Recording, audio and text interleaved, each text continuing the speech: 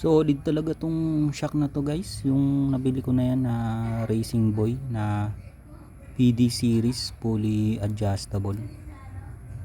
So ngayon bale 5 months na siya. Ginagamit ko sa biyahe. Hanggang ngayon wala pa siyang leak or anything leak dyan na makikita. So nabili ko siya sa Shopee.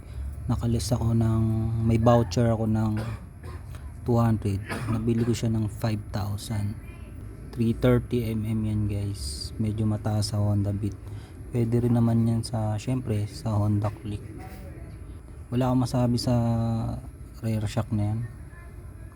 Kasi marami na rin ako nagamit na rear shock pero hindi nagtatagal sa biyahe kasi alam nyo naman dito sa Bulacan puro lubak, madalas siyang pumuputok yung oil seal, nagtatagas. Kaya sa mga gustong mag-upgrade, yan guys, may re-recommend ko talaga yan. Ilalagay ko dyan sa comment section yung Shopee link, dyan kayo mag